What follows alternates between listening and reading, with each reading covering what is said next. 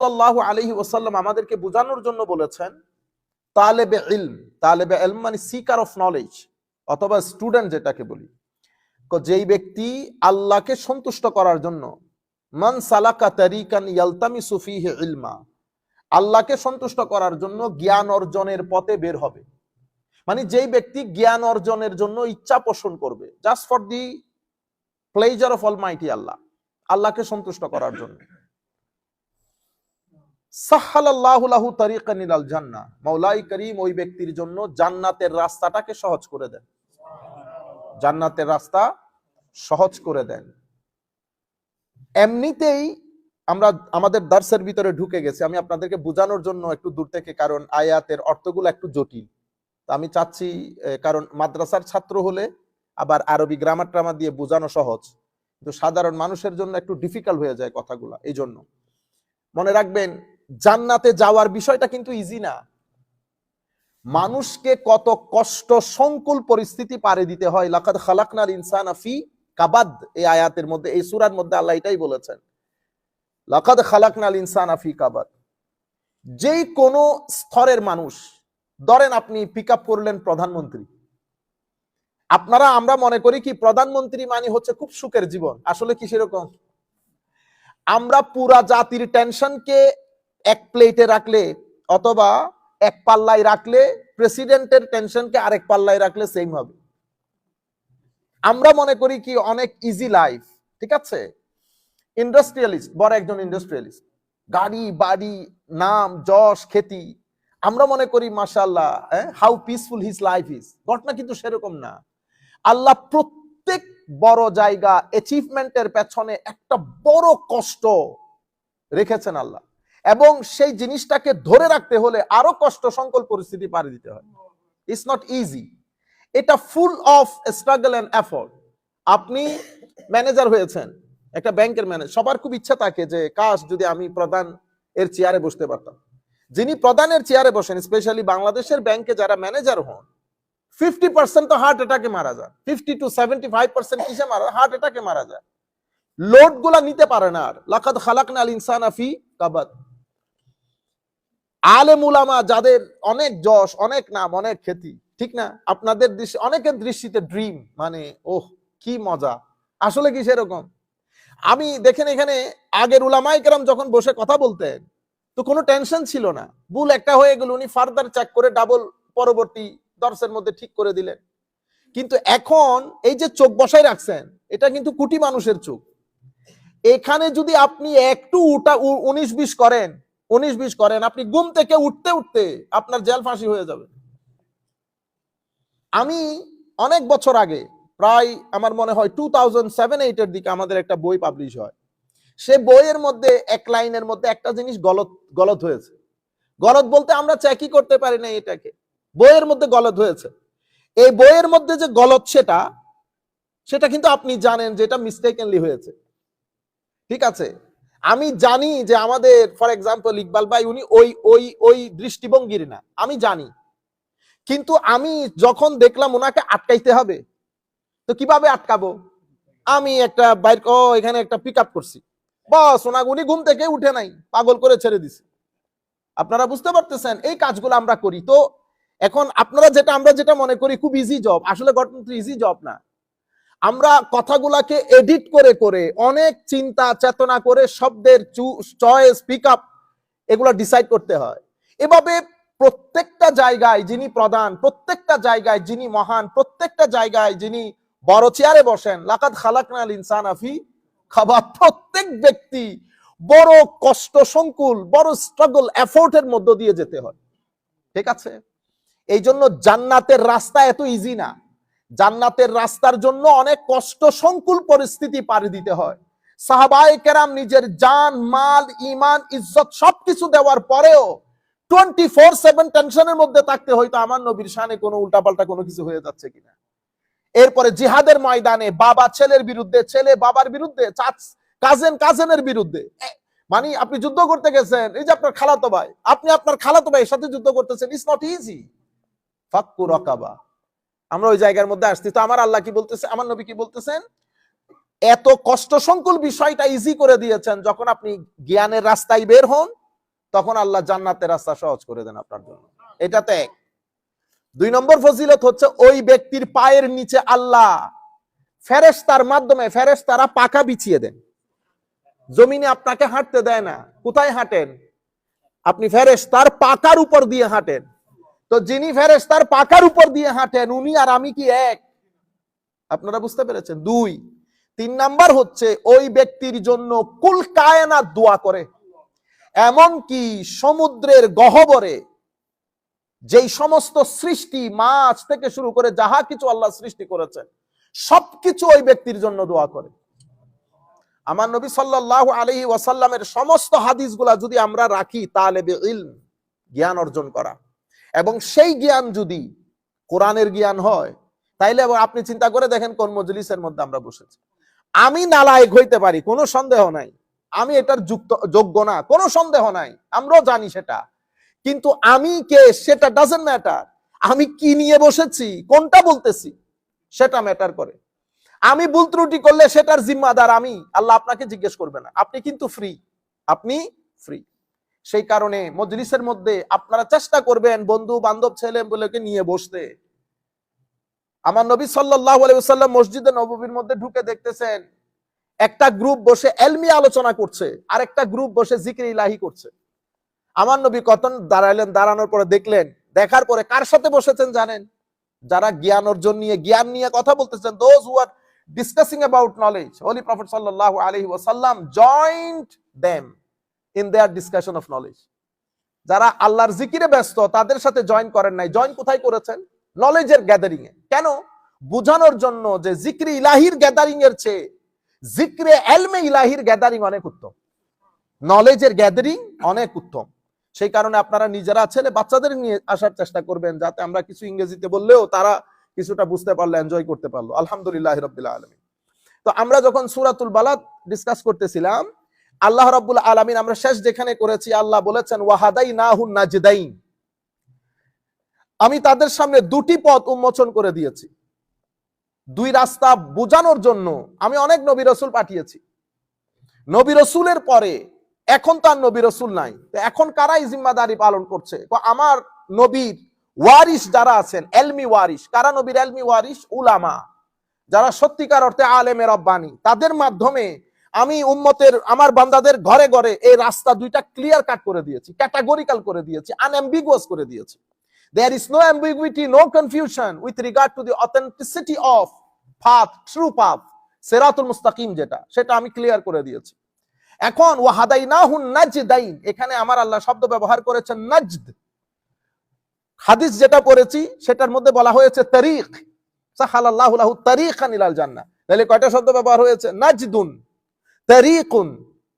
আর সূরা ফাতিহার মধ্যে কি বলেছে? ইহদিনাস সিরাত আল মুস্তাকিম। তাইলে কয়টা শব্দ ব্যবহার হয়েছে? সিরাতুন। তাইলে নাজদুন, তারিকুন, সিরাতুন, নাজদুন, তারিকুন, সিরাতুন। 3টার অর্থই রাস্তা, 3টার অর্থই রাস্তা। কিন্তু কোরআনের মানে এটাকে আমরা বলি এজাজুল কোরআন, কোরআনের এক্সট্রা অর্ডিনারি মিরাকল ক্যারেক্টারিস্টিক্স। যদিও 3 শব্দের অর্থ রাস্তা, কিন্তু আপনি যদি ডিপ ডাউনে যান দেখবেন একটার সাথে একটা আসমান জমিনের ভাড়া গেছে, একটার সাথে একটা আসমান জমিন। আমরা ওই রাস্তায় ঢুকবো না আমরা, কারণ কিছু ইম্পর্টেন্ট কথা বলা দরকার। সিরাত, ইহদিনাস সিরাতাল মুস্তাকিম, তাইলে আমাকে বলেছে রাস্তা 2টা পরিষ্কার করে দিয়েছি। এরপরে আমাকে শিখিয়ে দিয়েছে আমি যেন প্রত্যেক নামাজের একটা সূরা তো অবশ্যই পড়ি, সূরাতুল ফাতিহা প্রত্যেক নামাজে পড়তেছি। সেই জায়গার মধ্যে আমি বলতেছি না ইহদিনাস সিরাতাল, তো আমার আল্লাহ বলতেছে ওয়াহাদাইনাহুন নাজদাইন, আমি তো তোমাকে হেদায়েত করে দিয়েছি। কিন্তু আপনি এখানে বলতেছেন ইহদিনা, আমাকে হেদায়েত করেন। সূরাতুল বালাদের মধ্যে বলেছে হেদায়েত করে দিয়েছি, কিন্তু আমি সূরাতুল ফাতিহার মধ্যে বলতেছেন ইহদিনা, হেদায়েত করেন। এই কারণে শুধু অনুবাদ করে দিলে হয় না। উলামায়ে কেরাম যখন অনুবাদ করেন, আলেমে রব্বা আমার মতো উলামা অনুবাদ করলে তাহলে আমি ঠিক ঠিকানা মতো অনুবাদ করতে পারবো না। কেন? কারণ কোরআনের সমস্ত ইউসেজ গুলো আমার চোখের সামনে নাই। সেই কারণে আপনার ডিপেন্ড করতে হয় বড় উলামার উপর, যারা যখন কথা বলেন তখন কোরআন, হাদিস, উলামায়ে কেরামের অভিমত, সাহাবায়ে কেরামের, তাবেঈনের অভিমত তাদের চোখের সামনে হয়, তাদের চোখের সামনে হয়। সেই কারণে আমরা তাফসীরের কিতাব তাফসীর করতে গেলে আমরা কার উপর ডিপেন্ড করি? ওই যারা মুফাসসির তাদের উপর ডিপেন্ড করি। কেন? কারণ তারা এক আয়াত যখন কথা বলেন, তো কোরআনের এই ধরনের হাজারো আয়াত তাদের চোখের সামনে থাকে, আমাদের পক্ষে সম্ভব না। তাইলে ওয়াহাদাই না, এই জিনিসগুলা পিক আপ করে কারা? আমাদের যারা এইথিস্ট গ্রুপ আছে, ঠিক আছে, ইন্টেলেকচুয়াল গ্রুপ, তারা এগুলা পিক আপ করে মানুষকে বলে কনফিউজ করে দেয়। কেন? আমি একদম শুরুর দিন আপনাদেরকে বলেছিলাম, কোরআন শরীফ বোঝার জন্য তিনটা জিনিস লাগে। প্রথম যেই জিনিস, সেটা হচ্ছে আরবদের পরিভাষা যদি না বুঝেন, কারণ এটা তো আরবি, তাহলে আমাকে এটা বোঝার জন্য আগে আরবদের আরবি বুঝতে হবে। আরবরা আরবি শব্দটাকে কোন সময় কিভাবে কোন অর্থে ব্যবহার করে, এটা যদি না বুঝি, তাইলে আমরা কোরআন শরীফ বুঝতে পারবো না। এরপরে উলামায়ে কেরামের অভিমত জানতে হবে, হাদিস শরীফ জানতে হবে, তখন আপনি অনুবাদগুলো পারফেক্টলি করতে পারবেন। তাইলে ওয়াহাদাইনাহুন নাজদাইন, আমি দুটি রাস্তা পরিষ্কার করে দিয়েছি। তো এখানে হাদাইনাহু মানে কি হবে? আমি দুটি রাস্তা তোমাদের সম্মুখে একেবারে ক্লিয়ার করে দিয়েছি। আর সূরা ফাতিহার মধ্যে আমি বলতেছি ইহদিনা আস-সিরাতাল মুস্তাকিম। এখানে ইহদিনা মানি এই ইরাতুত তরিকও হতে পারে, ইসাল ইলাল মতলুবও হতে পারে। ইরাতুত তরিক মানি, ইহদিনা মানি আমাকে রাস্তা দেখান। আমরা বলতেছি আল্লাহ রাস্তা দেখাইলে হবে না শুধু। কেন? কারণ আপনি রাস্তা দেখাবেন বলতেছেন, তো ওখানে তো সিরাতুল মুস্তাকিমের উপর শয়তান বসা আছে। সেই তো বলতেছে লা আকউদান্না লাহুম সিরাতাকাল মুস্তাকিম, আমি তাদের সিরাতুল মুস্তাকিমের উপর বসা থাকব। এখন যদি আমি ইহদিনা মানি বলি ইরাতুত তরিক, রাস্তা দেখান, তো রাস্তা দেখান ওই তো আমারে 7 5 14 বুঝাইয়া 2 নাম্বার রাস্তায় ঢুকাই ফেলবে। তাইলে কি হবে? না, ইহদিনার আরেকটা অর্থ হচ্ছে ইসাল ইলাল মতলুব, আল্লাহ আমাকে সিরাতুল মুস্তাকিমে পৌঁছিয়ে দেন। শুধু দেখাইলে হবে না রাস্তা, তাহলে পৌঁছাইলে কেমনে পৌঁছাবেন? আল্লাহ এসে পৌঁছাইতে পারবেন না। তখন আমার আল্লাহ বলতেছেন কি, সিরাতাল্লাযিনা আনআমতা আলাইহিম। সিরাত হচ্ছে এমন রাস্তা যেটাতে চলার কারণে আমি বান্দাদের উপর নিয়ামত দান করেছি। আনআমতা আলাইহিম মানে মুনআম আলাই, আল্লাহর ব্লেসেড বান্দা, যারা ব্লেসেড, নিয়ামত প্রাপ্ত। এখন আমরা নিয়ামত প্রাপ্ত বান্দা কাকে বলবো? এই জন্য কোরআন শরীফের আরেক আয়াত আল্লাহ বলতেছেন নিয়ামত প্রাপ্ত বান্দারা হচ্ছে নবী। এটা তো কোয়াইট আন্ডারস্টুড। নবী, সিদ্দিক, যাদের ভিতর বাহির সত্যবাদী, শহীদ, সালেহ, আল্লাহর ওলি, আউলিয়া, এই 4 ক্যাটাগরির মানুষকে আল্লাহ রাব্বুল আলামিন কোরআনে পাকের মধ্যে কি বলেছেন? মুনআম আলাই, নিয়ামত প্রাপ্ত বান্দা। তাহলে নবী রাসূল তো এখন নাই, নবী রাসূল এখন নাই। সিদ্দিক, শহীদ, সালেহ, এই 3টা জিনিস তো। এখন আমরা কোরআনে পাকের সূরাতুল হাদিদের একটা আয়াতের মধ্যে আল্লাহ বলছেন ওয়াল্লাযীনা আমানু বিল্লাহি ওয়া রুসুলিহি উলাইকা হুমুস সিদ্দিকুনা ওয়াশ শুহাদা ইনদা রাব্বিহিম। সিদ্দিক আর শহীদ কারা? যারা ওয়াল্লাযীনা আমানু বিল্লাহি ওয়া রুসুলিহি, যারা অন্তঃকরণে আল্লাহ রসুলের দিনকে মেনে নিয়েছে, অতঃপর সেই দিন নিজের জীবনে বাস্তবায়ন করেছে, অতঃপর নিজের অন্তর থেকে আল্লাহ বাদে বাকি চাহিদাগুলা থেকে নিজের অন্তরকে পরিষ্কার করে তাকওয়া ইখতিয়ার করেছে, অর্জন করেছে, অতঃপর নিজের ভিতর বাহিরকে পবিত্র করেছে তওবার পানি দিয়ে। কিসের পানি দিয়ে? তওবার পানি দিয়ে, ইস্তেগফারের পানি দিয়ে, অতঃপর তাকওয়ার পানি দিয়ে পরিষ্কার করেছে। তাদেরকে আল্লাহ মহব্বত করেছেন। সেই সমস্ত ওলিরা হচ্ছে আসল মুমিন। আপনারা বুঝতে পেরেছেন? এখন তাইলে আল্লাহর নিয়ামত প্রাপ্ত বান্দা কারা? যারা আল্লাহর ওলি, তারা। তো ইহদিনাস সিরাতাল মুস্তাকিম, ইসাল ইলাল মতলুব মানে আল্লাহ আমাকে ওই টার্গেটেড প্লেসে পৌঁছিয়ে দেন। তো আমি কিভাবে যাব? With navigation. কার সাথে নেভিগেশন? আল্লাহর ওলিদের সাথে, ওলিদের দেখানো পথে। তাহলে আমার এখানে ডিসাইসিভ ফ্যাক্টর হচ্ছেন আল্লাহর ওলি, those who are in the company of awliya, তাহলে গ্যারান্টিড এরা সিরাতুল মুস্তাকিমের মধ্যে আছে। those who criticize and goes against the teachings of the awliya, বুঝতে হবে সিরাতুল মুস্তাকিমের মধ্যে আর নাই। এটাকে বলে ইসাল ইলাল মতলুব, ওয়াহাদাইনাহুন নাজদাইন। তাইলে আমি যখন সিরাতুল মুস্তাকিমে আল্লাহর ওলিদের, সেই কারণে আল্লাহ এই ওয়াহাদাইনাহুন নাজদাইনকে বই কেন্দ্রিক করে নাই। কি কেন্দ্রিক করেছে? ব্যক্তি কেন্দ্রিক। কারণ বই থেকে হেদায়েতটাকে বোঝা যায়, পাওয়া যায় না। ব্যক্তি থেকে হেদায়েত পাওয়া যায়, ব্যক্তি থেকে হেদায়েত। কিন্তু সেই ব্যক্তি যেন তেন ব্যক্তি না। ব্যক্তি 2 ধরনের, হয় ঈমান খেয়ে ফেলবে নতুবা ঈমানকে বাড়িয়ে দেবে। দুইটা থেকে একটা। বুঝতে পেরেছেন? তো ইমানকে বাড়িয়ে কারা দেয়? যারা মুত্তাকি, পরহেজগার, আল্লাহর ওলি। এখন আপনি বলবেন হুজুর আল্লাহর ওলি আপনি কেমনে বুঝবো? 10, 12, 20 জন লাখো মানুষ যখন বলবে আল্লাহর ওলি, অবশ্যই আল্লাহর ওলি হবে।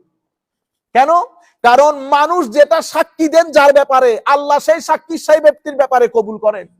আপনি ইচ্ছে করলে কি কারো সুপারিশ আদায় করতে পারবেন? পারা যাবে না। এটা একটা ডিভাইন প্রসেসিং। আপনি এই ডিভাইন প্রসেসিং এ ইচ্ছাকৃতভাবে কিছু করতে পারবেন না। আল্লাহ রাব্বুল আলামিন হামি ও নাসির হোক। আল্লাহ রাব্বুল আলামিন সৎ ভালো কিছু বোঝার তৌফিক আমাদেরকে দান করুক। এরপর আমার আল্লাহ বলছেন ফালাকতাহামাল আকাবা। ফালাকতাহামাল আকাবা, হায় হায়। এমনিতে ইকতিহাম, ইকতিহাম মানে আরবির মধ্যে আরেকটা শব্দ আছে দুখুল। দুখুল মানে প্রবেশ করা, ইকতিহাম মানেও প্রবেশ করা। কিন্তু ইকতিহাম আর দুখুল প্রবেশ করার মধ্যে ফারাক হচ্ছে, দুখুল প্রবেশ করা যেটা, সেটার মধ্যে কোনো স্ট্রাগল নাই, আপনি ইচ্ছে করলে ঢুকতে পারবেন। ইকতিহাম এটা এমনি দুখুল না, এটা অনেক কষ্ট সংকুল পরিস্থিতি পাড়ি দিয়ে ঢুকতে হয়। ফালাকতাহামাল আকাবা, আপনি যখন ধরেন শত্রু আক্রমণ করেছে, হায় হায়, শত্রু আক্রমণ করার পরে আপনি যখন আপনি জানেন যে এটা পাহাড়, পাহাড়ের ওই মাঝখানে একটা সুন্দর জায়গা আছে, আপনি যদি ওখান পর্যন্ত উঠে যান তো ওই পাহাড়ের সাথে একটা ব্রিজ করে ওই পাহাড়ের সাথে সংশ্লিষ্টতা আছে একটা ব্রিজের মাধ্যমে। প্রথমে তো ওই মাঝখানের জায়গার মধ্যে যদি আপনি উঠে যান, আপনি জানেন যে শত্রু আর আপনাকে কি করতে পারবে না, ধরতে পারবে না। এরপরে মাঝখানের যে ব্রিজ আছে সেটা দিয়ে আপনি অন্য পাহাড়ের টপকায় চলে যেতে পারবেন। ওই মাঝখানের ব্রিজটাকে কি বলে? আকাবা। কি বলে? আকাবা। তো ফালাকতাহামাল আকাবা, আপনি যখন ওই আকাবার মধ্যে প্রবেশ করবেন তাইলে আপনি এখান থেকে শত্রুর মোকাবেলা, শত্রুর আক্রমণ থেকে আপনি বেঁচে যাবেন। তাইলে আমরা আপনারা সবাই মিলে সার্বক্ষণিকভাবে শত্রুর মোকাবেলা করছি। কোন শত্রু? হায় হায়। শত্রু দুই প্রকার, একটা জাহেরি, একটা বাতেনি, একটা প্রকাশ্য, একটা অপ্রকাশ্য, একটা বাহ্যিক, একটা অদৃশ্য, একটা সিন, একটা আনসিন। আনসিন শত্রু হচ্ছে যেটাকে দেখা যায় না, যেটা বড় খতরনাক, more dangerous than the one which can be seen, যেটা সার্বক্ষণিক আপনার ঈমান, আকীদা, আমলকে কুড়ে কুড়ে খেয়ে ফেলতেছে, কেউ দেখতেছে না। আমাকে বোঝা যাচ্ছে, আমাকে দেখতে তো আপনারা বড় আলেম মনে করতেছেন, কিন্তু আমার ভিতরের যে শত্রু সেটা 24 আওয়ার্স যে আমাকে হামলার ভিতরে রেখেছে। এই আমি আমল দিয়ে সোয়াব অর্জন করি, এই সেই ওয়াসওয়াসা দিয়ে আমার সোয়াব নষ্ট করে দিচ্ছে। আমি আমারটা জানি, আপনি আপনারটা জানেন, কেউ কারোটা জানে না। সেই কারণে মানুষ রহস্যের পাহাড়, মানুষ রহস্যের পাহাড়। আমি যেই ব্যক্তিকে আল্লামা আলেমে রব্বানি মনে করছি সেই জানে সে আলেমে রব্বানি কিনা। সেই কারণে সবাই আল্লাহর দরবারে যখন ফরিয়াদ করে কি বলে? আল্লাহ আমার চেয়ে বড় জালেম দুনিয়াতে নাই, আমার চেয়ে বড় জালেম দুনিয়াতে। আবার সব এক কেন্দ্রিক না, সব এক কেন্দ্রিক না, এটা আদবের জায়গা। তো মানুষ যখন আল্লাহর দরবারে হাত তুলে তখন সব সময় নিজেকে জালেমের জায়গায় দাঁড় করিয়ে দেন। আপনি কি তাকে জালেম বলতে পারবেন? আমার নবীও এই কাজ করতেন। আমার নবীও যখন ফরিয়াদ করতেন বলতেন আল্লাহ আমি খুব সাদা সিধা। তা আমার নবী কি সাদা সিধা? এমনিতে এমনিতে এটা মানুষের একটা হিউম্যান ফিলসফি। মানুষ যেই ব্যক্তি নিজেকে ভদ্রভাবে উপস্থাপন করবে, খুব সাদা সিধা রাখবে, আপনি দেখবেন তাকে দাম দেবেন না। এটা একেবারে সাধারণ একটা মানুষের মানুষের মানুষের একটা নিয়ম নীতি, নেচার। আমি আপনাকে বললাম অমুক ভদ্রলোক, এটা আপনাদের এলাকার লোক, গিয়ে কথা বলে দেখতে পারেন, আপনার প্রবলেম সলভ হয়ে যাবে। আপনি গেলেন, ভদ্রলোক গেটম্যান আপনাকে অনেক খাই খাতির করলো, ভিতরে নিয়ে গেল, উনি নিচে নেমে আসলেন, আপনাকে অনেক মহব্বত করেছে, টাকা দিয়েছে, পয়সা দিয়েছে, আপনার পাশে বসে কথা বলেছে। আপনার ভিতরে যে একটা দূরত্ব ছিল সেটা চলে গেছে, আপনার ভিতরে যে একটা ক্ষোভ, ভয়, ভীতি, হেজিটেশন ছিল দূর হয়ে গেছে। আপনি বাইরে এসে আপনার বন্ধুকে বলতেছেন দূর, আপনি বলছেন বড় মানুষ, তা আমাদের মতো বসে অনেকক্ষণ আলাপচারিতা করলাম। একই মানুষকে আমি আবার আরেক জায়গায় পাঠিয়েছি, সেখানে গেটম্যান তাকে আধা ঘন্টা ইন্টারভিউ করছে, গেটম্যান। এর পরবর্তীতে ভিতরে ঢুকিয়েছে, আধা ঘন্টা বসাই রেখেছে। এর পরবর্তীতে স্যার নেমে আপনার সাথে ইন্টারভিউ করে আপনাকে কড়া কড়া কথা শুনিয়েছে। এরপরে বলেছে চা আছে, চা খেয়ে আপনি চলে যান, আমরা পরে কথা হবে। আপনি বাইরে আল্লাহু আকবার, তখন আপনি বলতেছেন ভাই কি মানুষের কাছে পাঠালেন, তো অসম্ভব বড় মাপের মানুষ। উল্টা ঘটনা না? ঠিক এই ঘটনা আমার নবীর ক্ষেত্রে ঘটেছে। আমার নবী যেই বলেছে আনা বাশারুম মিসলুকুম, আসো বসো বেটা, হ্যাঁ আমি তোমাদের মতোই, আসো এই রাস্তায় চলো, একেবারে আমার নবী মাটির মানুষ হয়ে গেছে, সাধারণ মানুষের মতো আচরণ করেছে। আপনি বাইরে গিয়ে বলতেছেন উনি আমার মতো। বুঝতে পেরেছেন? উনি ওনার শানে মাহবুবিয়ত আপনাকে দেখাই নাই। ওনার শানে মাহবুবিয়ত, ওনার স্ট্যাটাস, ওনার মাকাম মর্তবা যেটা আল্লাহ দান করেছেন সেটা আপনাকে দেখাই নাই। তা আপনি কি করলেন? You level him with the very common brush, আমাদের মতো, লাইক আস। কিন্তু আমার নবী যখন আবার ওই সাহাবীর কথাই বলেছেন, ওয়েট ওয়েট ওয়েট ওয়েট, কি বললা তোমরা? ইন্নী সামি'তু কালামাকুম, আমি তোমাদের কথাগুলো শুনেছি। আদম সফিউল্লাহ ওয়া হুয়া কাযালিক, ইব্রাহিম খলিলুল্লাহ ওয়া হুয়া কাযালিক, ঈসা রূহুল্লাহ ওয়া হুয়া কাযালিক, মুসা কালিমুল্লাহ ওয়া হুয়া কাযালিক। মুসা, ঈসা, আদম আলাইহিমুস সালাতু ওয়াস সালাম সবাই আপন আপন জায়গায়, কেউ সফিউল্লাহ, কেউ কলিমুল্লাহ, কেউ রূহুল্লাহ, সব ঠিক আছে। আমি কে? ওমা, তোমরা আমার কথা বলবো না, আমি কে? আলা ওয়া আনা হাবিবুল্লাহ ওয়ালা ফখর, আমি আল্লাহর হাবিব, এই নিয়ে আমি কোনো অহংকার করি না। রুয়ে জমিনের মধ্যে আমার চেয়ে কেউ সম্মানিত নাই, এটা নিয়ে আমি কোনো অহংকার করি না। কিয়ামতের ময়দানে সবাই নফসি নফসি করবে, আল্লাহর লেওয়ায়ে হামদ আমি মুহাম্মদের হাতে থাকবে সাল্লাল্লাহু আলাইহি ওয়াসাল্লাম। আমি প্রথম জান্নাতের করা নাড়াবো, আমার জন্য রব্বে জুল জালাল জান্নাত থেকে জান্নাতের দরজা খুলে দেবে। আমাদের এখানে মানুষ দুই ধরনের হয়ে গেছে। এক ধরনের লোক বলতেছে কিয়ামতের ময়দানে উনিও জানেন না উনার কি হবে। কেন? ওই আপনাকে বলেছে না তুমি ভয় পাইও না, আমিও তো তোমার মতো। তো আপনি বাইরে ওয়াজের মধ্যে বলতেছেন উনি তো আমাদের মতোই, উনিও জানেন না কিয়ামতের ময়দানে উনার কি হবে। আপনারা বুঝতে পেরেছেন? কিন্তু আমার আল্লাহ বলেছেন খবরদার, আমার নবী নবীকে যেভাবে উপস্থাপন করতেছে তোমরা আবার সেদিকে খেয়াল করিও না। ওয়ারাফানা লাকা যিকরাক, আমি ভুলে গেছি।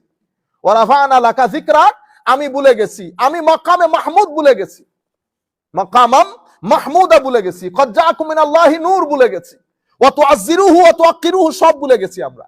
এই জন্য এটা মানুষের একটা ফিলোসফি। মানুষ মানে আরেকজনকে যখন খুব ছোট করে উপস্থাপন করে মানুষ ওইটাই বুঝে যে আমাদের মতোই হবে। তো আল্লাহ রাব্বুল ফালাক তাহামাল আকাবা, কাজগুলো এত ইজি না। তো আপনি যখন ইকতিহাম বড় কষ্ট করে ঢুকতে হয়, তা আপনি যখন উপরে চলে গেছেন স্বাভাবিকভাবে শত্রু থেকে বেঁচে গেছেন। ও অনুরূপ ভাবে আমার ভিতরেও শত্রু, রাত দিন এক মুজাহাদার মধ্যে থাকতে হয়। এই জন্য এই মুজাহাদাটাকে, এই যুদ্ধটাকে বদরের যুদ্ধের চেয়েও কঠিন বলেছে আমার নবী।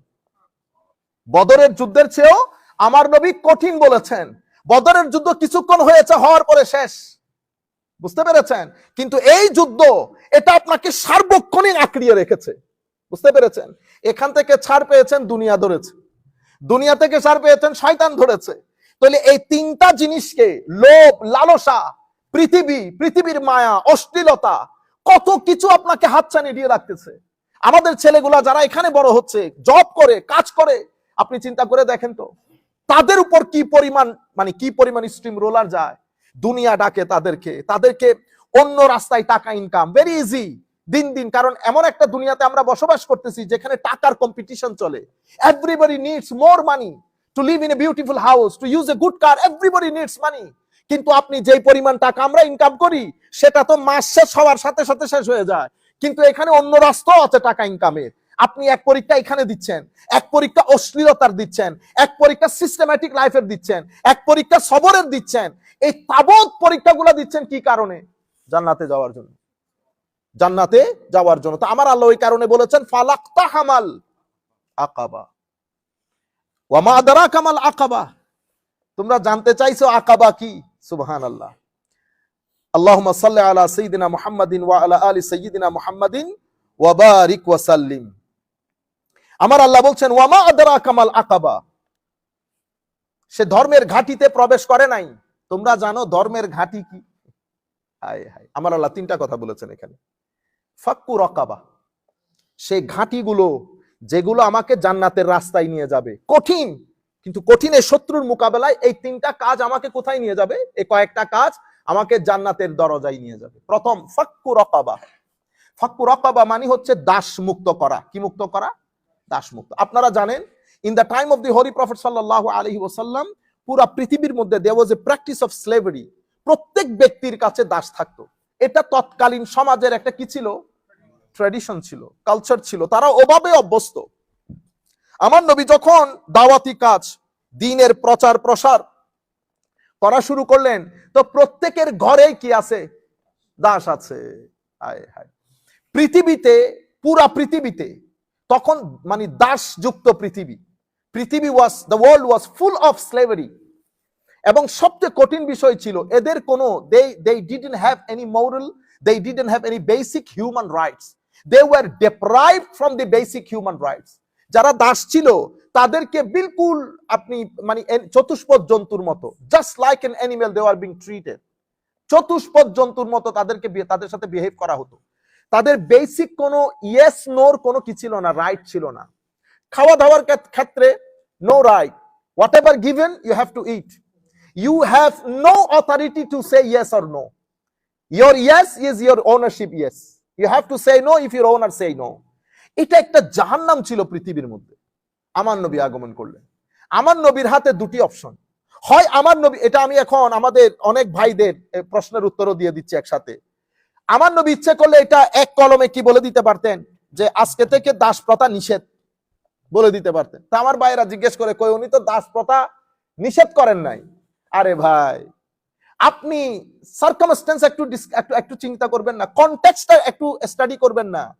আমার নবী যদি তখন বলে দিতেন যে আজকে থেকে দাস প্রথা নিষেধ, তো দাস যেগুলো মুক্তি হতো তাদের খাওয়া দাওয়ার দায়ভার আমার নবী নিতে পারতেন। তাদেরকে কোথায় রাখবেন, তাদের খাওয়া দাওয়া কি হবে? এর পরবর্তীতে যারা মুক্ত করেছে এদের কারো কৃষি কাজ, কারো ব্যবসার কাজ, এই কাজগুলা কে সামাল দেবে? তো আমার নবী স্ট্র্যাটেজিক্যাল হয়েছেন, টেকনিক্যাল হয়েছেন। আমার নবী একগোতে ফুৎকারে নিষেধ করেন নাই। আমার নবী কি করেছেন? গ্রাজুয়ালি, আমার নবী গ্রাজুয়াল নীতি অবলম্বন করেছেন। গ্রাজুয়ালি এমন কিছু সিস্টেম ডেভেলপ করেছেন যে সিস্টেমের আন্ডারে আমার নবী চেয়েছেন যাতে এই দাস প্রথা পৃথিবী থেকে একেবারে এলিমিনেট হয়ে যায়। আমার নবী শুধুমাত্র বাই ল করে, আমার নবী চান নাই যে শুধু আইন দিয়ে আমি এটাকে কি করি, এলিমিনেট করি। আমার নবী মোরালি, আইডিওলজিক্যালি, ক্যারেক্টারিস্টিকলি আমার নবী এমন ভাবে সিস্টেম অ্যাপ্লাই করতে শুরু করেছেন যাতে এটা গ্রাজুয়ালি আস্তে আস্তে এটা পুরো সোসাইটি থেকে ইরাডিকেটেড হয়ে যায়। আমার নবী কি করলেন দেখেন, প্রথমে ফাক্কু রাকাবা, এই যে দাস মুক্তির জন্য ইসলামী শরীয়তের মধ্যে যত হুকুম আহকাম, রোজা ভেঙেছেন, কসম ভেঙেছেন, অনেক কিছুর জন্য সদকা ফিদিয়া দিতে হয়, প্রত্যেক জায়গার মধ্যে আমার নবী দাস মুক্তি জিনিসটা কি করে দিয়েছেন। এখানে বলতেছে জান্নাতে যেতে চাও, তুমি আমার কাছে জানতে চাও আকাবা কি, বড় ঘাঁটি, বড় একটা মুক্তির জায়গা যেখান থেকে আপনি উঠে গেলে শত্রু থেকে বেঁচে যাবেন। তুমি আমার কাছে জানতে চাও জান্নাতে, জাহান্নাম থেকে বাঁচার জন্য জান্নাতে ঢুকার বড় রাস্তা কি, সেখানেও কি বলতেছেন ফাক্কু রাকাবা। রোজা ভেঙে ফেলেছেন ইচ্ছাকৃত ভাবে, আপনি এখন সদকা করবেন, তো প্রথম কি ফাক্কু রাকাবা, আগে দাস মুক্তি। তো যারা ফাইন্যান্সিয়ালি এইবল তারা আস্তে আস্তে দাসগুলাকে মুক্ত করা শুরু করেছে, নাম্বার 1। নাম্বার 2, আমার নবী বলেছেন if you want to keep your slave, আপনি যদি আপনার দাসটাকে রাখতে চান, আপনি make sure you have to ensure his basic human rights. Basic human rights কি এনশিওর করতে হবে? আমার নবী রুলিং জারি করে দিয়েছেন, যা খাবে তা খাওয়াবে, যা খাবে whatever you eat provide this food to him as well, number 1। যা পড়বে তা পড়াবে, যেটা আপনার ক্লোদিং এর ক্ষেত্রে যা ক্লোদিং আপনার আছে সেই ক্লোদিং আপনি তাকেও দান করবেন, বুঝতে পেরেছেন? নাম্বার 2। নাম্বার 3, আপনি তাকে তার সাধ্যের বাইরে কোনো কিছু তার উপর চাপিয়ে দিতে পারবেন না। তো আপনাকে তো ধরতে গেলে আমার নবী সাল্লাল্লাহু আলাইহি ওয়াসাল্লাম দাসের উপর যে অত্যাচার হচ্ছে সেটা আমার নবী কি করে মিনিমাম লেভেলে নিয়ে এসেছে। যা পড়বেন তা পড়াবেন, যা খাবেন তা খাওয়াবেন, তাকে তার সাধ্যের বাইরে কোনো কিছু চাপিয়ে দিতে পারবেন না। তাইলে তো দাসটা অলরেডি টেকনিক্যালি মুক্তই হয়ে গেছে, আপনি তো তাকে দাস হিসেবে ট্রিটই করতে পারতেছেন না। এই গ্রাজুয়ালি আমার নবী এটাকে এলিমিনেট করতে করতে পুরো পৃথিবী থেকে দাস প্রথাই খতম হয়ে গেছে, পুরো পৃথিবী থেকে দাস প্রথাই খতম হয়ে গেছে। আমার নবী হাদিসে পাকের মধ্যে ইরশাদ করেছেন, if you want to protect yourself from the hell fire, যদি আপনি চান আপনাকে জাহান্নামের আগুন থেকে মুক্ত হতে, তো রিলিজ আ স্লেভ, মেক হিম ফ্রি, আপনি কোন একটা দাসকে মুক্ত করে দেন। আপনি যদি আমার নবী শেষ পর্যন্ত বলতেছে, তুমি যদি চাও তোমার চোখ প্রোটেক্ট করতে জাহান্নামের আগুন থেকে, তো একটা দাসের চোখকে মুক্ত করে দাও। What does it mean? That means free him, তাকে মুক্ত করে দেন, ফাক্কু রাকাবা। তাইলে আমরা এখান থেকে পুরো কন্টেক্সচুয়াল বিষয়গুলা বুঝলাম এবং এতটুকুনো বুঝেছে আমার নবী এক কথার মধ্যে যদি দাসকে মুক্ত করে দিতেন তো রাষ্ট্রের কাছে এত ফাইন্যান্সিয়াল এবিলিটি ছিল না, রাষ্ট্র তাদেরকে একসাথে এনে রাষ্ট্র তাদেরকে খাওয়াবে, পড়াবে, শেল্টার দেবে, ওই ফাইন্যান্সিয়াল এবিলিটি রাষ্ট্রের ছিল না। সেই কারণে আমার নবী গ্রাজুয়াল নীতি অবলম্বন করে পুরা সোসাইটিকে দাস প্রথা বিলুপ্তির সাথে ইনভলভ করেছেন। এটা হচ্ছে আমার নবীর ইউনিক লিডারশিপ, যেটা আমার নবী সব ক্ষেত্রে করেছেন। আমরা ইনশাআল্লাহ এটা কোন একটা জুমার মধ্যে আপনাদেরকে বলবো। আমেরিকা দীর্ঘ 10 বছরের চেয়ে বেশি সময় নিয়েছে, শেষ পর্যন্ত মদ সমাজ থেকে তারা কি করতে পারে নাই, এলিমিনেট করতে পারে নাই। প্রথম 2 বছর যখন মদকে ব্যান করে দেওয়া হয়েছিল, সেই 2 বছরে শুধু মানুষের এই প্রটেস্টে মদ ব্যানটাকে তুলে দেওয়ার জন্য শত শত মানুষ মারা গেছে, শত শত মানুষ মারা গেছে। ঘরে ঘরে মানুষ মদের আসর বসিয়েছে যখন মদ ব্যান করে দেওয়া হয়েছে। একটা পৃথিবীর সবচেয়ে শিক্ষিত জাতি, সভ্য জাতি 10 বছর সময় নিয়ে মদকে ব্যান করতে পারে নাই। আর আমার নবী সাল্লাল্লাহু আলাইহি ওয়াসাল্লাম 1400 বছর আগে আল্লাহ যখন গ্রাজুয়ালি মদকে হারাম করেছেন, গ্রাজুয়ালি, প্রথমে একদিনে হারাম করেন নাই, গ্রাজুয়ালি যেই দিন বলেছে আজ থেকে মদ ব্যান, তখন সাহাবায়ে কেরাম, সোসাইটি তারা রেডি হয়ে গেছে। তো আমার নবী শুধু সাহাবীকে বলেছে যাও পৃথিবীর আনাচে কানাচে, মদিনার আনাচে কানাচে বলে দাও মদ ব্যান হয়ে গেছে। এতটুকুন বলার পরে রওয়ায়াতের মধ্যে আসতেছে সেদিন মদের সমুদ্র বয়ে গেছে মদিনা শরীফের মধ্যে। সেই তারিখ থেকে আজকের তারিখ পর্যন্ত মুসলমানরা লাখ খারাপ হতে পারে, কিন্তু রাস্তার মধ্যে যখন আপনাদেরকে মদের চেক করা হয়, মুসলমান দেখলে এখনো পর্যন্ত সমীহ করে আর যাই হোক মুসলমান মদ খাবে না। 1400-1500 বছর আগে আমার নবী শুধু বলেছেন মদ ব্যান হয়ে গেছে। আর আধুনিক যুগে 10 থেকে 15 বছর, আমি ডিটেল আলাপ করবো ইনশাআল্লাহ, 10 থেকে 15 বছর নেওয়ার পরেও শত শত মানুষ জীবন দিয়েও মদের ব্যান শেষ পর্যন্ত তুলে দিতে হয়েছে। আপনারা বুঝতে পেরেছেন, দিন আমার নবী সেরকম একটা লিডারশিপ ছিল, কিন্তু আনফরচুনেটলি পুরা ধর্মটাকে আমরা রাজনীতিকরণ করে একটা নির্দিষ্ট দেশের এজেন্ডা বাস্তবায়নের জন্য, নির্দিষ্ট দেশের আইডিওলজিকে সমাজের মধ্যে প্রতিষ্ঠা করার জন্য পুরা দিন সম্পর্কে মানুষকে কনফিউজ করে ফেলেছে। আমাদের এটা কোনো কারণে কোনোভাবেই উচিত হয় নাই। মানুষ সেকুলার হয়ে গেছে, মানুষ এইথিস্ট হয়ে গেছে আমাদের কারণে।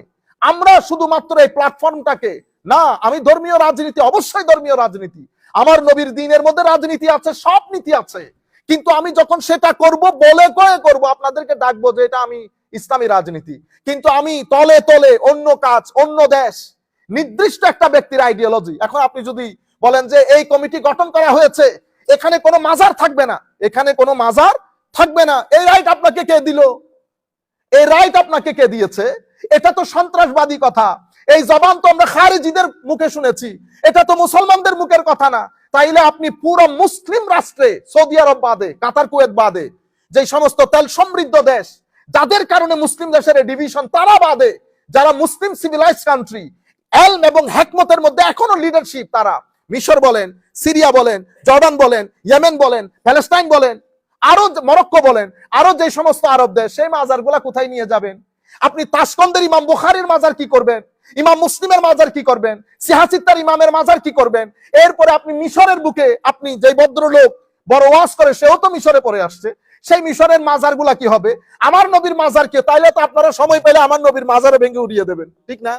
এটা খারিজিয়ত। আমরা আগামী কাল বা পরশুর দিকে, আপনারা যারা আমাদেরকে রিকোয়েস্ট করেছেন, বেটা আমরা এটা মসজিদের মধ্যে দর্শন কোরআন, এখানে তো আমরা সব ধরনের কথা বলতে পারবো না, আজকে রাতে অথবা কালকে আমরা এই বিষয়ে বিশদ আলাপ করবো আমাদের লাইভে ইনশাআল্লাহ। তো ফালাক্তা হামাল আকাবা ওয়ামা আদারা কামাল আকাবা, আমরা আর কথা না বাড়াই, সময় খুব সংক্ষিপ্ত। তো আমার আল্লাহ বলছেন ফাক্কু রাকাবা, এতগুলা মাজার আছে, তো এতগুলা মাজার সব ভেঙে ফেলবেন? মাজার ভেঙে, এটা তো আপনার কালচারের পার্ট হয়ে গেছে। এখন আপনি কি করবেন? সেখানে যদি কোনো অরাজকতা থাকে, আপনি বলেন অরাজকতা, তাহলে তো বাংলাদেশের একটা পার্টিও রাখতে পারবো না, আমি কাউকে রাখতে পারবো না। আপনি যে ভালো সেটা আপনাকে কে বলেছে? আপনারা বুঝতে পেরেছেন? আমাদের এক ভদ্রলোক বলতেছেন, আলেমরা যদি এই রাস্তায় এগিয়ে আসে, মানে ইনভেস্টর হয়, আমাদের এই দেশের আধা প্রবলেম সলভ হয়ে যাবে। ও ভাই, মসজিদের টাকা কি বললেন আপনি? আমি তো আপনাকে অনুরোধ করব, মাননীয় উপদেষ্টা, এই সমস্ত কথা বলে হাস্যকর, আমরা মানে হাসির পাত্র হয়ে যাচ্ছি। একটা মসজিদের অ্যাকাউন্ট ঠিক আছে, একটা মাদ্রাসার অ্যাকাউন্ট ঠিক আছে, আপনি যিনি যেখানে বসাইছি, যে 2 টাকার সুযোগ পেয়েছে সেও কি ছেড়েছে? হ্যাঁ, এত বড় বড় আপনি বলবেন না কোনো কিছু হয় নাই। তাহলে আমি আপনাকে অনুরোধ করি, আপনি একজন ইনকাম ট্যাক্সের অফিসার, বুকের সাহস থাকলে ইনকাম ট্যাক্সের অফিসার এনে বলেন আমাকে ইনভেস্টিগেট করেন, ইনকোয়ারি করেন, এরপর আমার বিরুদ্ধে আমার পুরা ইনকামের উপর, মাদ্রাসার ইনকাম আপনি ইনকাম ট্যাক্সের অফিসার ডাকেন, ইনকাম ট্যাক্সের অফিসার এসে তারা আপনার ইনকোয়ারি করুক, আপনাকে কে টাকা দিয়েছে, এই টাকা কোথায় কোথায় খরচ হয়েছে, যিনি টাকা দিয়েছেন উনি কেন টাকা দিয়েছেন। Very simple. আমরা এই জিনিসগুলো, আপনি যেটা বলেছেন আমি আপনার সাথে 100% একমত মাননীয় উপদেষ্টা, যে আলেম উলামা, হ্যাঁ সত্যিকার আলেম উলামা যদি আসে অবশ্যই পরিবর্তন আসবে। কিন্তু গত 10-15-20 বছরে আমরা আলেম ওলামারা যে খেলা দেখিয়েছি, টাকা পয়সা সবকিছুর ক্ষেত্রে, বুঝতে পেরেছেন? আমরাই সেই মানুষ 50,000 টাকা ছাড়া ওয়াজ করি না। আজকে আপনি বলতে পারবেন বড় বড় সভা 1-1.5 লাখ টাকা বাদে ওয়াজ করেছি। আলহামদুলিল্লাহ আমরা বলতে পারবো বাংলাদেশের বুকে সিনা খুলে যে কোন মায়ের ছেলের কাছ থেকে আমরা অ্যাডভান্স নেই নাই, আমরা লাখ টাকা নেই নাই, 50,000 টাকা যারা দিয়েছে 30,000 ফেরত দিয়েছে, আমরা বলতে পারবো। কিন্তু আপনি লাখ টাকা বাদে কেউ ওয়াজ করে না। সেই জাতি যদি বলেন মানে তারা আসলে বহুত কিছু হয়ে যাবে, না মাফি, গড়ের শিক্ষা বড় শিক্ষা। শুধু আমি পাঞ্জাবি টুপি পরে ফেললে হবে না, পাঞ্জাবি টুপি পরে ফেলে তো বরবাদ হয়ে গেছে। আল্লাহ রাব্বুল আলামিন আমাদের হামি ও নাসির হোক। ফাক্কু রাকাবা, প্রথমে হচ্ছে দাস মুক্তি। তো দাস মুক্তির পুরো বিষয়টা আমরা বুঝতে পেরেছি। আও ইতআমুন জি মাসগাবা, এরপর আমার আল্লাহ বলছেন তোমরা কি জানতে চাও জান্নাতে যাওয়ার সহজ রাস্তা? হায় হায়, দুর্ভিক্ষের দিনে গরিবকে অন্ন দান। আও মিসকিনান আও ইতআমুন ফি ইয়াউমিন জি মাসগাবা, তাহলে ফাক্কু রাকাবা, এখন তার দাস নাই, তাহলে এখন আমরা কোথায় যাব এই আয়াত নিয়ে? হায় হায়, আমাদের সমাজে অনেক ব্যক্তি আছে কর্জের কারণে মাথা তুলে দাঁড়াইতে পারছে না, ব্যবসা করতে পারতেছে না, পরিবার পারিবারিক ভাবে ভেঙে চুরে একাকার। তাহলে আমাদের দায়িত্ব কি? ফাক্কু রাকাবা, তার গর্দান, তার এই কর্জ থেকে তার গর্দানকে মুক্ত করা। এবং আমাদের দেশে যারা ফাইন্যান্সিয়ালি খুব বেশি কষ্টের মধ্যে আছে তাদেরকে সহযোগিতা করা, এগুলা হচ্ছে জান্নাতে যাওয়ার সহজ রাস্তা। এরপরে আউ ইতআমুন ফি ইয়াউমিন জি মাসগাবা, দুর্ভিক্ষে দিনে অন্ন দান করা। এখন আমাদের সমাজের মধ্যে গরিব গুরাবা অনেক মানুষ অন্ন নিয়ে সমস্যায় থাকে, তাইলে আমার আল্লাহ সহজ রাস্তা কোনে দেখিয়েছে? যাদেরকে খাওয়া দাওয়ার ক্ষেত্রে মানুষকে সহযোগিতা করা। আপনাদের যাদের কাছে ভালো টাকা পয়সা আছে, আপনারা অন্তত $50 তো আমরা প্রত্যেক ব্যক্তি খরচ করতে পারি না?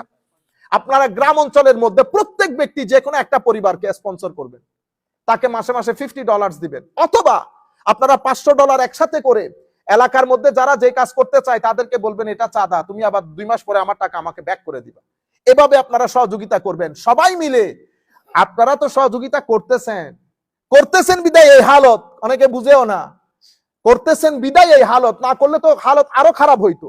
প্রত্যেকের এলাকাতে সহযোগিতা করেন, নিঃসন্দেহে সেটা জারি রাখবেন, আর যারা করেন না তারা করার চেষ্টা করবেন। তাহলে আও ইতআমুন ফি ইয়াউমিন জি মাসগাবা ইয়াতীমান আও মিসকিনান যা মাতরাবা, আমার আল্লাহ বলেছেন মিসকিন মানি মাতরাবা মানি তুরাব, মাটি, অর্থাৎ মাটি মিশ্রিত মিসকিন, তার মানে হচ্ছে একেবারে নিঃস্ব মানুষকে কি করা? আও মিসকিনান যা মাতরাবা আও ইয়াতীমান যা মাকরাবা আও মিসকিনান যা মাতরাবা, অর্থাৎ আপনার ইয়েতিম আত্মীয়-স্বজন যারা আছে তারা এবং গরিব অসহায় ব্যক্তি তাদেরকে অন্নদান। তাইলে অন্নদান কাকে করব? সহযোগিতা কাকে করব? ফাইন্যান্সিয়ালি আমার আত্মীয়-স্বজনের মধ্যে গরিব এবং বেশি অসহায় মানুষ, তাদেরকে আমরা অর্থনৈতিকভাবে সহযোগিতা করব, অর্থনৈতিকভাবে তাদেরকে মুক্তি দান করব। এটা হচ্ছে আমাদের জান্নাতে যাওয়ার সহজ রাস্তা। আচ্ছা, এরপরে আমার আল্লাহ কি বলেছেন? সুম্মা কানা মিনাল্লাযিনা আমানু ওয়া তাওয়াসাউ বিস-সাবরি ওয়া তাওয়াসাউ বিল মারহামা, অতঃপর শুধু আপনি এই ভালো কাজগুলা করলেন কিন্তু ঈমানের ক্যাটাগরিতে আসলেন না, এরকম হবে না। তা আমার আল্লাহ কি বলতেছেন? সুম্মা কানা মিনাল্লাযিনা আমানু, এরপরে মুমিনের কাতারে শামিল হও, ওয়া তাওয়াসাউ বিস-সাবর ওয়া তাওয়াসাউ বিল মারহামা, পরস্পরকে সবরের উপদেশ দেয় এবং রহমতের উপদেশ দেয়। তাইলে একটা ঈমানের ক্যাটাগরিতে ঢুকার পরে মানুষকে একজন আরেকজনকে ধৈর্যের কথা বলা, কারণ এই পৃথিবী, ওই যে বলেছি, এটা কষ্টের পৃথিবী, এটা এখানে ফিতনা পাবেন, মানসিক কষ্ট, শারীরিক কষ্ট, এখানে ধৈর্য বাদে আপনি নাড়াচাড়া করতে পারবেন না। এখানে ম্যাক্সিমাম অনেক মানুষ ইউরোপের মধ্যে আত্মহত্যা করে এই ধৈর্যের কনসেপ্ট না থাকার কারণে। তো আমাদের ধর্মের মধ্যে একটা মৌলিক কনসেপ্ট ধৈর্য, ওয়া তাওয়াসাউ বিস-সাবর, আমাদেরকে ধৈর্য ধরতে হবে। কেন? কারণ এটা full of tribulation, full of sedition এই পৃথিবী, এটা ফিতনার দুনিয়া, এখানে আপনি কষ্ট পাইতেই হবে। এখানে যেই ব্যক্তিকে আপনি সারা জীবন, ফর এক্সাম্পল আপনি বলতেছেন হুজুর দেখছেন এরা আমি প্রত্যেক মাসে 10,000 টাকা দিই, 10 বছর, সে ছেলের বিয়ে দিয়েছে আমাকে দাওয়াতি করে নাই, কমন না একেবারে?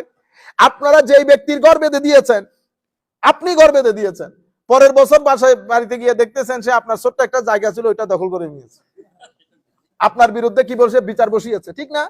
আপনি মেনে নিতে হবে, এটা পৃথিবী, এটা এরকমই। আর যেই সমস্ত মানুষ আমার আল্লাহ যাদেরকে পিক আপ করে নেন তাদেরকে এই সমস্ত পরিস্থিতিতে বেশি ফেলেন, উপায় কি? সবর করা, ইগনোর করা। সবার সাথে কখনো ঝগড়া করতে যায়েন না। এমন ব্যক্তির সাথে জিন্দেগিতে ঝগড়া করবেন না যার একটা কথা আপনার ইজ্জত চলে যাবে। এই জন্য আমার নবীকে বলেছেন, যদি হাবিব এই জাহেল মূর্খরা যদি আপনার সাথে কথা বলে, কালু সালামা, হুজুর ইগনোর করেন, বলেন ঠিক আছে, তোমরাও ঠিক আছো, ঠিক আছে ভাই, তোমার ধর্ম নিয়ে তুমি থাকো, কথাই বলিয়েন না।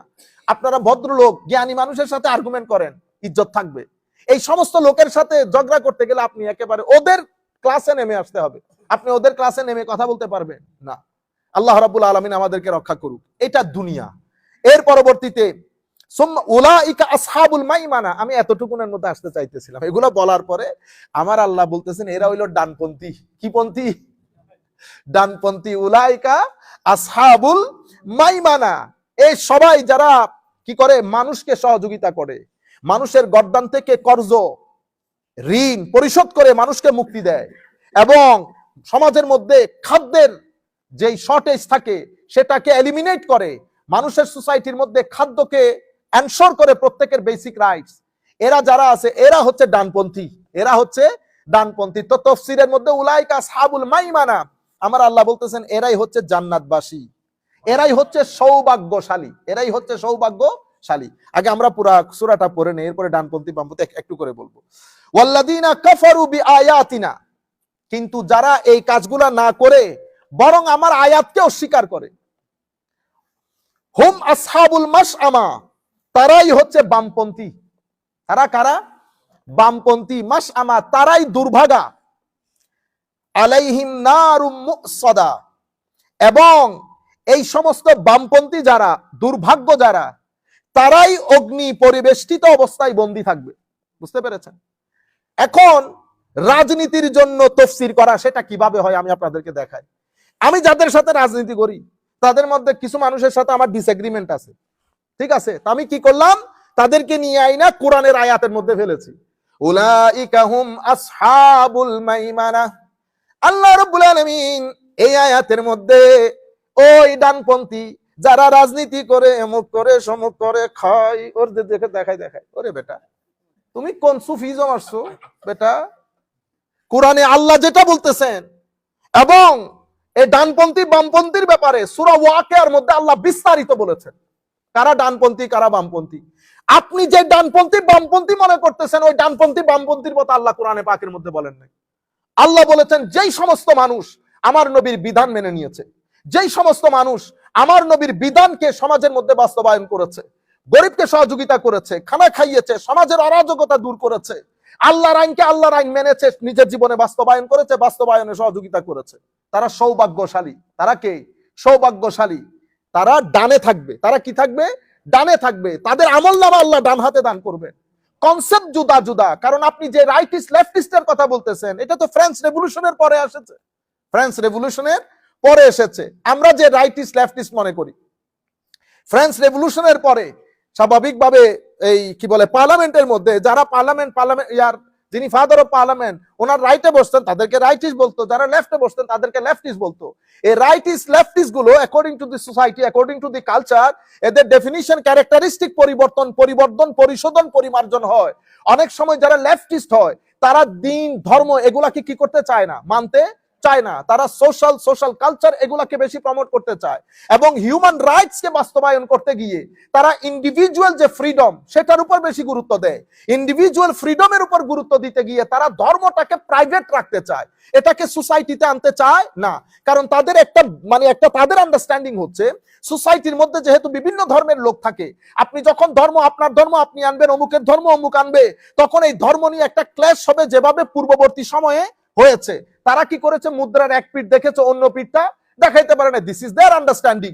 আমার দায়িত্ব কি? আমার দায়িত্ব হচ্ছে এই লেফটিস্ট রাইটিস্ট বলে তাদেরকে দিন থেকে দূরে করা না, তাদেরকে দিনের দাওয়াত দিয়ে সামনের দিকে নিয়ে আসা। এখন আপনি যদি বলেন কোরআনে পাকের মধ্যে, আমি নিজের কানে শোনা তাফসীর করতেছেন, কোরআনে আয়াত পড়েছে একটা, দেখেছেন কুদরতে খোদা, কি কুদরতে খোদা, গজবে খোদা, এই ব্যক্তি একটা নাস্তিক। আপনি লাখ মানুষের মজলিসের মধ্যে আস্তিক নাস্তিক আপনি লাখ মানুষের মধ্যে ঘোষণা দিবেন, নাকি আপনি ইন্টেলেকচুয়াল নিয়ে কথাবার্তা বলে সেখান থেকে ফতোয়া ইস্যু করবেন? আমার এখানে লাখ মানুষ যদি কথা শুনে আমাদের এখানে কিছু মানুষ আছে উগ্রবাদী, কিবাদী, উগ্রবাদী, সকল গ্রুপের মধ্যে কিছু মানুষ উগ্রবাদী থাকে। সে আপনার মেসেজটা নিবে, সে মনে করবে আমার নেতা এটাকে নাস্তিক ঘোষণা করেছে, তাইলে আল্লাহ বলেছেন এই নাস্তিকদেরকে যেখানে পাও হত্যা করো। আপনি কি করলেন? এখন কোন আয়াতের তাফসীর করেছেন আপনি? এটাকে আমি বলছি রাজনীতি করো। আপনি উলামায়ে কেরাম যে আন্দাজে তাফসীর করেন সে আন্দাজে তাফসীর করেন, সাধারণ মানুষকে যেটা বলার সেটা বলেন, আর কিছু কথা আপনি ইন্টেলেকচুয়াল লেভেলের জন্য রেখে দেন। আপনি আম মজলিসের মধ্যে, আপনার সাথে আমার ডিসএগ্রিমেন্ট থাকতে পারে, আম মজলিসের মধ্যে যদি বলেন যে একটা মাজারও রাখা হবে না, হোয়াট ডু ইউ মিন? কি একটা মাজারও রাখা হবে না? 2-4 জন মানুষ দেখে হুঁশহারা হয়ে গেছেন, এই 2-4 জন মানুষ একসাথে করে হুঁশহারা হয়ে গেছেন। আরে বেটা, মালেকশার উরুসের মধ্যে 15 লাখ মানুষ হয়, আপনি কোথায় কোথায় গিয়ে মাজার বানিতেছেন?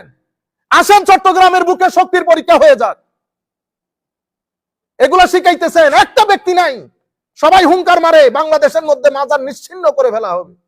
ও ভাই, বন্ডদের নিশ্চিহ্ন করেন, সেটা একটা সিস্টেম অনুযায়ী আপনি করতে পারবেন নিশ্চিহ্ন? নিশ্চিহ্ন কে করবে? আমার কাজ হচ্ছে মানুষকে প্রথমে এজুকেট করা, এজুকেট করার পরে আমরা আইনের আশ্রয় নেই। এখন আমি কি এটা আমি নিজে নিতে পারবো?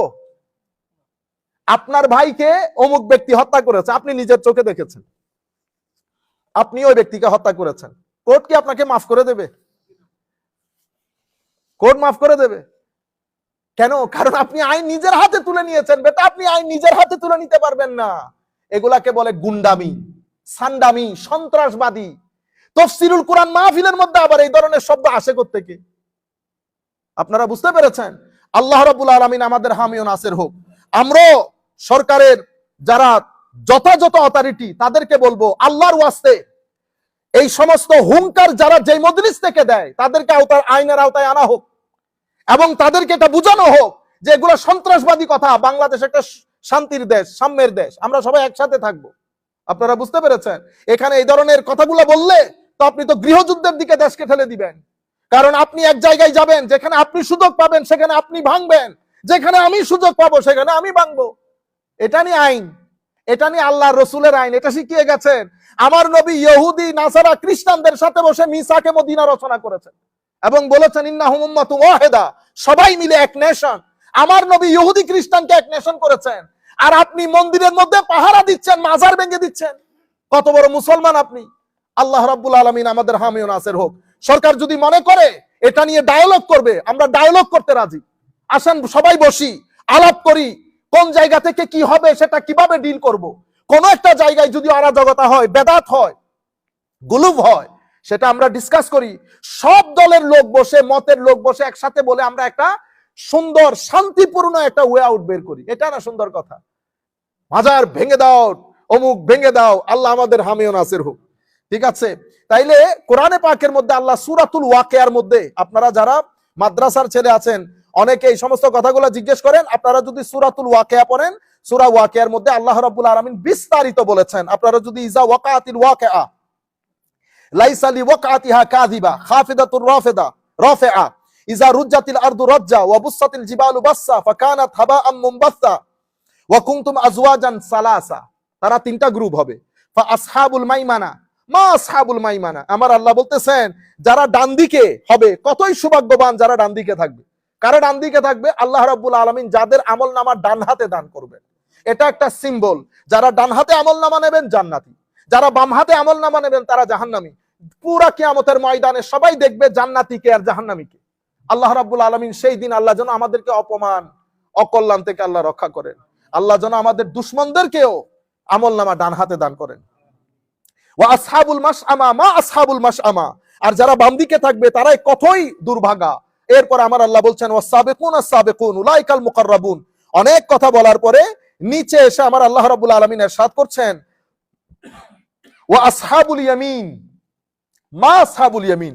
যারা ডান দিকের তারা কতই ভাগ্যবান। ফি সিদরিম মাখদুদ, তারা কাঁটাবিহীন বদ্রিকা বৃক্ষে তাদের অবস্থান। ওয়াতালহিম মামদুদ, এবং কাদি কাদি কলায়। ওয়াজিল্লিম মামদুদ, দীর্ঘ ছায়ায়, অর্থাৎ কলা ফ্রুট সব কিছুর বাগান আমার আল্লাহ রেখেছেন। যারা ডান দিকে থাকবেন, আমলনামা ডান হাতে থাকবে, তারা এই ধরনের বাগানের মধ্যে থাকবে। এরপরে বলতেছেন, শেষে গিয়ে বলতেছেন লিআসহাবিল ইয়ামিন ওয়াকানু ইয়াকুলুনা ওয়া লা মাজমুউন সুম্মা ইন্নাকুম লাআকিলুন ফাশারিবুন। এরপর আমার আল্লাহ বলছেন আসহাবুল শিমাল, মা আসহাবুস শিমাল।